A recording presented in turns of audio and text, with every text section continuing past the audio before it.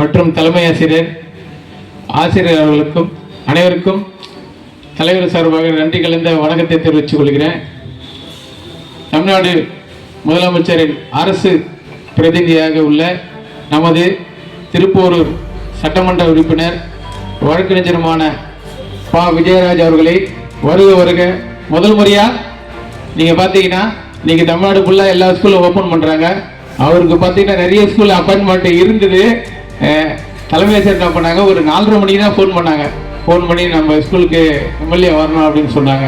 நான் உடனே ஃபோன் பண்ண எம்எல்ஏக்கு, அவர் உடனே சிறு தலைவரை உடனே நான் நம்ம ஸ்கூலுக்கு வரேன். முதல் முறையாக நீங்கள் பார்த்தீங்கன்னா அவருக்கு நிறைய ஸ்கூல் அப்பாயின்மெண்ட் போட்டுட்டார். இருந்தாலும் அவர் இந்த அன்புக்கு பண்புக்கு நாங்கள் அவர் கூட இருக்கிறதுனால நான் கண்டிப்பாக வரேன் தலைவர்னு சொல்லி ஒத்துன்னு முதல் முறையாக இந்த செங்கல்பட்டு மாவட்டத்தில் திருப்பூர் தொகுதியில் நம்ம ஸ்கூலுக்கு தான் நீங்கள் வந்திருக்காரு.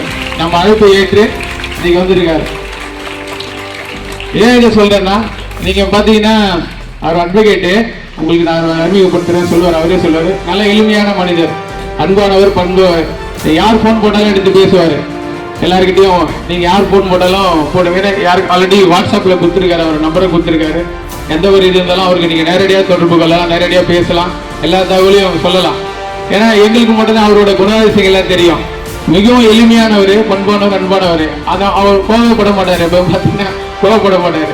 நான் தான் அவர் கோவப்படுவேன், இது பண்ணுங்க அது பண்ணுங்க அவர்கிட்ட சொல்லுவேன். ஆனால் அவர் வந்து நிதானமாக ஒரு நல்ல அருமையான வேட்பாளர் நம்ம முதலமைச்சர் செலெக்ஷன் பண்ணி இந்த தொகுதியில் நம்ம எல்லாம் நீங்கள் எல்லாம் ஓட்டு போட்டு வெற்றி பெற வச்சிருக்கீங்க.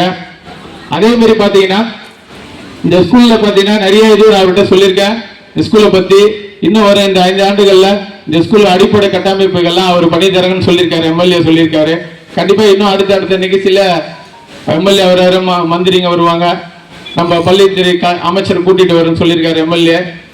வர சொல்ல இன்னும் நம்மளோட மாம்பாக்கம் இந்த அரசு பள்ளியோட கட்டமைப்பு என்னென்ன அடிப்படை தேவைகள் எல்லாமே இந்த முதலமைச்சர் உத்தரவுப்படி உடனே நடக்கும். இப்போ பார்த்தீங்கன்னா நம்ம தமிழ்நாடு முதலமைச்சர் உடனே ஸ்கூல் ஓப்பன் பண்ண அன்றைக்கே எல்லா மாணவர்களுக்கும் பாட புத்தகங்கள் கொடுக்கணும்னு சொல்லிட்டாரு. அந்த உத்தரவுப்படி நீங்கள் இதுக்கு முன்னாடி இந்த கவர்மெண்ட்லாம் பார்த்துருப்பீங்க. போனாட்டி கூட நம்ம இந்த ஸ்கூலில் 10th +1 +2க்கு வந்து நம்ம காலாண்டு எக்ஸாம் வர வரைக்கும் நம்ம நோட் புக்கே கொடுக்க முடியல. அதுக்கப்புறம் நான் வாங்கி கொடுத்தேன், உங்களுக்கு தெரியும், 3 லட்சம் ரூபாயில நோட் புக்கு. இப்போ கிட்டத்தட்ட காலாண்டு ரிவிஷன் எக்ஸாம் வர சொல்ல தான் நம்ம அந்த நோட் புக்கே கொடுத்தோம்.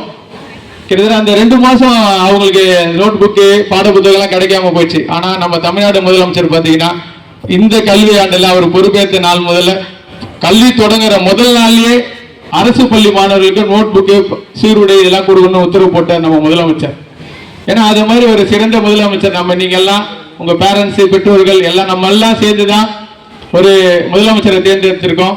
நம்ம ஒரு சட்டமன்றம் நீங்க எம்எல்ஏ தேர்ந்தெடுத்திருக்கீங்க. ஏன்னா ஒரு நல்ல சொன்ன உடனே வந்துட்டாரு எம்எல்ஏ. நான் ஒரே வார்த்தை தான் சொன்னேன், வாங்க சொன்ன சரி தலைவரை வந்துடுறேன் தலைவர்ன்ட்டார். ஏன் சொல்றேன்னா ஒரு சின்ன ஒரு கதையை சொல்லி நான் முடிச்சுக்கிறேன். அதை அடுத்து நிறைய நிகழ்ச்சிகள்லாம் எம்எல்ஏக்கு இருக்கிறதுனால நம்ம ஸ்கூல்ல பார்த்தீங்கன்னா ஒரு சாதாரண ஸ்கூல் இல்லை, ஒரு குட்டி கதை. ஒரு சாதாரண ஒரு விவசாயி இருக்காரு.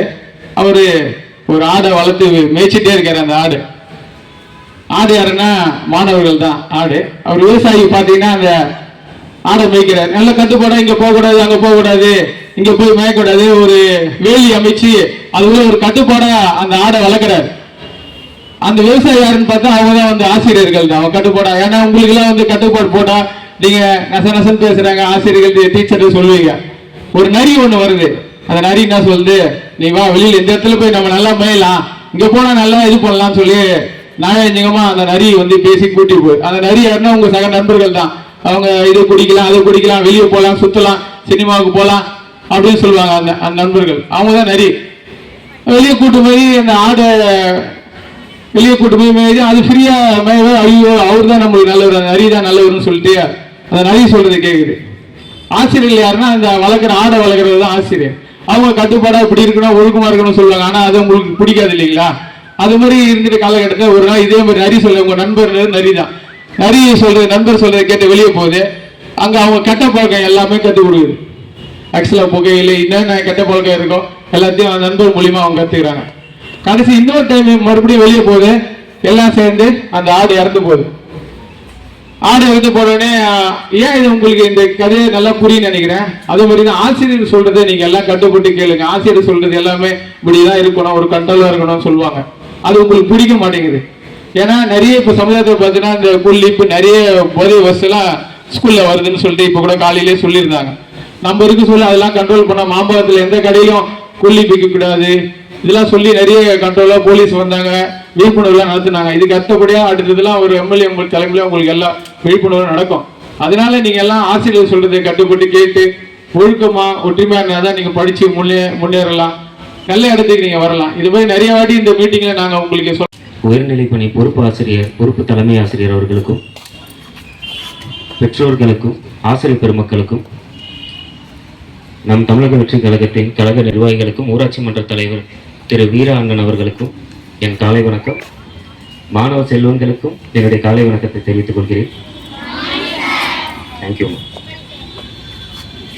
உள்ள வரும்போதே இன்னைக்கு நான் இந்த நிலைமையில இருக்கேன் அப்படின்னா நான் படித்த பள்ளி எல்லாமே எந்த நிலைமையில இருக்குன்றத நான் லிஸ்ட் எடுக்க சொல்லியிருக்கேன். நான் ஒரு 2 கல்லூரியில் படிச்சிருக்கேன், 2 பள்ளி மாற்றி படிச்சிருக்கோம்.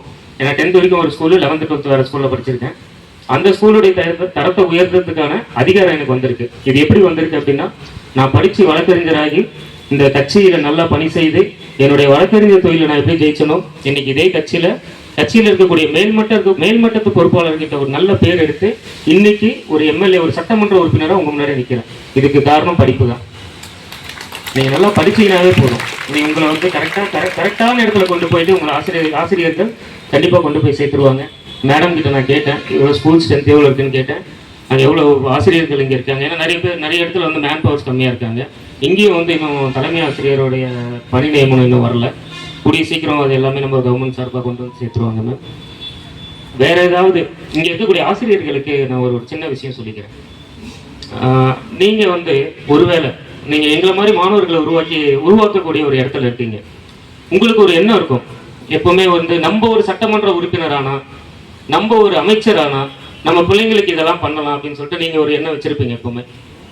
அந்த மாதிரி ஏதாவது ஒரு விஷயம் இருக்கு அப்படின்னா, உங்களுடைய மகன் இன்னைக்கு எம்எல்ஏ ஆயிருக்கேன், உங்களுடைய தம்பி இன்னைக்கு எம்எல்ஏ ஆயிருக்கேன்னு நினைச்சுக்கங்க.